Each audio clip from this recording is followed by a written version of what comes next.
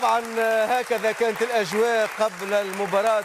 كابتن ماجد، أعتقد أن المنتخب المغربي أدى البلاء قبل البلاء الحسن، قدم ما عليه وأكثر مما كنا نتصور وننتظر، وهذه التصريحات الخاصة بالجماهير المغربية أكيد تأكد سعادتهم بهذه المشاركة المغربية العربية الإفريقية المتميزة. طبعا هي تعبئة عاطفية في ظل ما تحقق.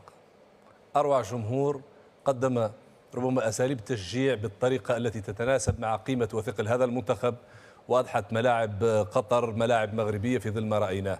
بالعودة لما قاله الكابتن زبير بية، أشار لنقطة مهمة، مسألة التلاحم والروح العائلية. هذه ربما كلمة سر.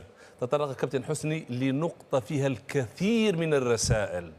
وليد الركراكي المدرب المواطن، هذه كلمة فيها أبعاد.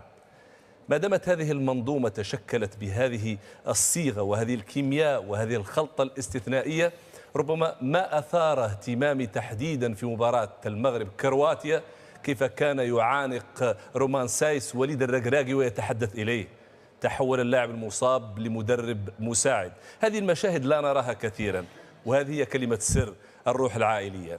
عندما ينتهي المونديال بهذا الحصاد وهذه الأرقام القياسية التي تشكل عناوين بارزة في ملفات مجد الكرة، عندما نتحدث عن حكيم زياش الرجل الذي انتفض على نفسه، حكيم زياش إذا كان هناك لاعب آخر عاش الضغط في ستانفورد بريدج في ما عاناه تحديدا في فترة توماس توخل وعدم الاهتمام واللامبالاة، وأن تعود إلى الميادين وأنت لا تعرف بأنك ستكون ضمن التشكيلة الأساسية قبل أسابيع، إذن هي إرادة. ما حدث في الكواليس قبل بداية المونديال من هذا الحوار المفتوح ومن قناعة الشعب الذي رفع البطاقة الحمراء في وجه وحيد خليلوزيتش المتعنت.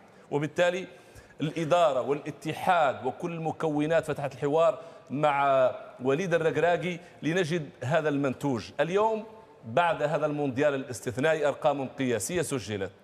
حكيم زياش الذي أعاد الاعتبار لنفسه والذي ربما تغازله أكبر الأندية، علما بأن تشيلسي يتعنف، يقول علي أن أتمسك بهذا اللاعب عندما بعث برسائل الحضور. حكيم زياش هو صاحب أسرع هدف عربي في المونديال في الدقيقة 33 ثانية في مباراة كندا. علاوة على ذلك حكيم زياش حطم رقم قياسي عربي، هو أكثر لاعب عربي شارك في المونديال، هذا رقم مهم.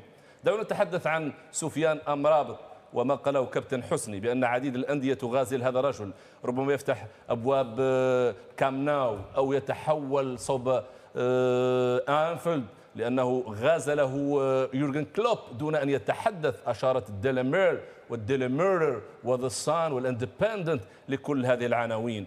علاوة على ذلك أمرابط حطم رقم قياسي عربي إفريقي على مستوى ارتداد الكرة، استعادة الكرة 51 مرة في المباراة أمام فرنسا، وربما حطم هذا الرقم من خلال ما قدموا في هذه المباراة رغم الإجهاد البدني. دعونا نتحدث عن ياسين بونو، رقم قياسي على مستوى التصدي لركلات الترجيحية ومرشح ليكون ربما الأفضل إلى جانب ليفاكوفيتش هذا الكرواتي. علاوة على ذلك أرقام وليد الركراكي، هو أول مدرب عربي إفريقي يبلغ محطة دور الثمانية، لأنه بالعودة لتاريخ المشاركات الإفريقية كان أعتقد فاليري الروسي هو من وصل لهذه المحطة دور الثمانية مع الكاميرون عام 90، ثم جاء بعد ذلك الراحل برونو ميتسو مع أسود التيرانجا عام 2002، ثم رأينا ميلوفان أعتقد الصربي مع غانا عام 2010. هذه الأرقام حطمها مغربي عربي إفريقي عندما وصل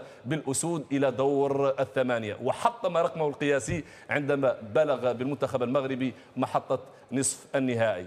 أما عن الأرقام الأخرى، أقوى خط دفاع للمغرب منذ بداية دور المجموعات حتى بلغ سيمي فاينل، هذا رقم عربي إفريقي وعالمي، على اعتبار بأنه يشارك إيطاليا والبرتغال. أليست هذه بأرقام سيتحدث عنها التاريخ؟